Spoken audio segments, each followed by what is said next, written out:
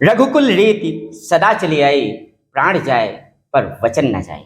तपस्वी श्री राम चित्रकूट आए थे और उनका यह वाक्य जो भारत के आम जनमानस में और चित्रकूट की जनता में खूब बसा हुआ है।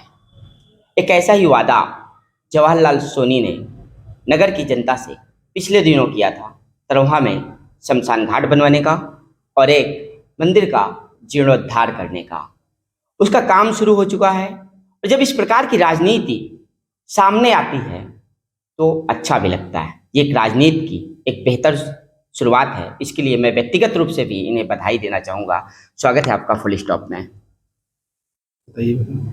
क्या लग रहा है आपको?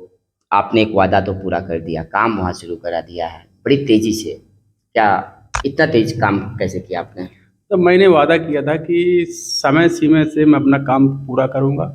जी जी। और जनता की मांग थी कि वहाँ समय से पूरा हो जाए, बरसात के पहले ये काम चालू हो जाए और बरसात के पहले पूरा मतलब बन जाए ये। इसलिए कि वहाँ जब कोई इनके घर में मृत्यु हो जाती थी तो पानी की वजह से बॉडी घर में रखी रहती थी।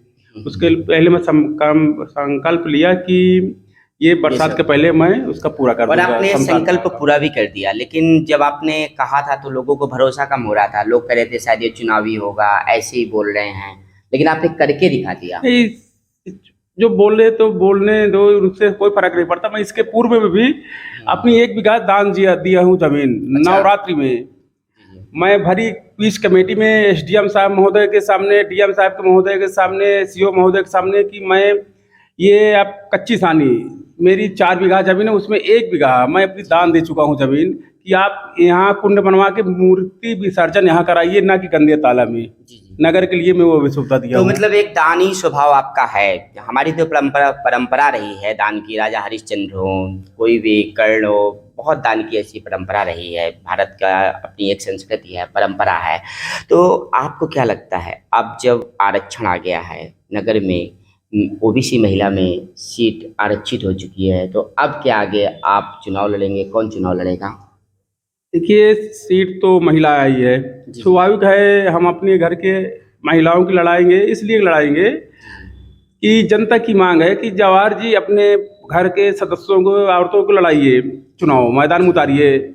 तो मैंने अपने घर में बड़ों से सलाह किया, अपने नगर में किया सलाह, अपने गांव में भी किया कि मैं किनको लड़ाऊं। तो सब लोग बोले कि नहीं, अपने छोटी बहन को लड़ाइए। अच्छा। इसलिए वो विद्यार्थी परिषद से पहले भी ऑलरेडी जुड़ी हुई है और बोलने में भी, इस पैदा सेवा, जन सेवा में भी आगे आती मेरे साथ। क्या नाम क्या है?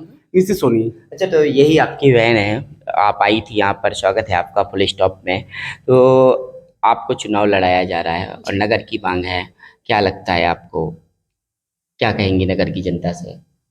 नगर की जनता से यही कहना चाहूँगी कि जैसे उन्होंने मुझे मतलब मेरे लिए कहा भैया से कि बहन को लड़ा, उसी तरह अगर वो सपोर्ट करेंगे, उनसे मैं यही अनुरोध करती हूँ कि जैसे उन्होंने मुझे चुना वैसा मेरा साथ दें।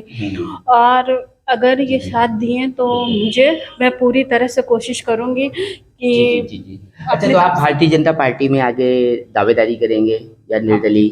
नहीं, भारतीय जनता पार्टी ने मुझे मौका दिया तो जरूर मैं भारतीय जनता पार्टी के झोली में टिकट जिता के लाऊंगा। तो एक बात सामने आती है कि आपकी एजुकेशन क्या है? ग्रेजुएशन कंप्लीट है अतरा डिग्री कॉलेज से। अच्छा, तो आपने एक ऐसे कॉलेज से ग्रेजुएशन कंप्लीट किया है जो राजनीति के लिए जाना भी जाता है। थर्रा में तो बहुत भारी भरकम राजनीति होती है। हाँ जी, बिल्कुल। पहले से भी बड़े छात्र नेता वहाँ के फेमस रहे हैं। हाँ जी, सही बात। आपने कभी कुछ राजनीति में या ऐसे किसी संगठन में काम किया है समाज के लिए? जी, मैं भैया के साथ हमेशा खड़ी रही। जहाँ भी भैया गए तो वहाँ मैं साथ गई हूँ। अभी ये बता रहे थे कि विद्यार्थी परिषद में कुछ आप कर रही थी। हाँ जी, विद्यार्थी परिषद से भी, मतलब विद्यार्थी परिषद का कहना है कि मैं चुनाव लड़ूं। अच्छा जी। तो भारतीय जनता पार्टी तो वैसे भी विद्यार्थी परिषद को अपना एक अनुषांगिक संगठन के रूप में मानती है। अब इस बात को सभी मानते हैं, भले पहले इनकार भी करते थे। तो क्षमा करिएगा, भारतीय जनता पार्टी विद्यार्थी परिषद को तो काफ़ी मान और सम्मान देती है। तो क्या लगता है कि इन्हीं संभावनाओं के साथ बड़ी संभावनाएं इनकी? देखिए, भारतीय जनता पार्टी के विद्यार्थी परिषद एक अंग है। तो मैं स्वाभाविक है, भारतीय जनता पार्टी एक बार मौका हमें देगी विद्यार्थी परिषद को, और निश्चय रूप से मैं फिर अपने जिला के जिला के लोगों को कह रहा हूँ कि मैं भारतीय जनता पार्टी ने मुझे टिकट दिया, अब मैं उनकी झोली में टिकट दूंगा, जनता के खरे उतरूंगा। बिल्कुल बेशक। तो आपने कहा है कि खरे उतरेंगे, आप भी विकास कार्यों पर ध्यान देंगी अगर जनता ने आपको चुन लिया? जी बिल्कुल देंगे इसमें, क्योंकि मेरे भैया भी थे, समाज सेवक थे भैया, और उनका सभासद भी रहे। हाँ, सब पूर्व सभासद भी रहे। तो उन जैसे जब भैया थे तो बहन क्यों नहीं रहेगी, बहन भी रहेगी। बहन का भी कहना है कि अगर जनता ने मेरा साथ दिया तो मैं अपनी पूरी अभी ईमानदारी आपके से। भैया ने दान भी कर दिया जमीन भी। हाँ, शमशान घाट में उन्होंने जब मतलब मंदिर बनवाया हुआ है और अपनी जेब का खर्चा किया हुआ है। तो उसी तरह अगर जनता ने मेरा साथ दिया तो मैं अपनी पूरी ईमानदारी से समाज सेवा करूंगी। तो ये थी हमारे साथ निशी और जवाहर सोनी जी। आज इस इंटरव्यू में भाई और बहन दोनों नगर के विकास के लिए और जनता के मुद्दों के लिए बात करते हुए नजर आए। और बड़ी बात ये रही कि जवाहर सोनी जी ने जो वादा किया था उस वादे को पूरा करते हुए शमशान घाट में और मंदिर के जीर्णोद्धार पर काम भी शुरू करा दिया है।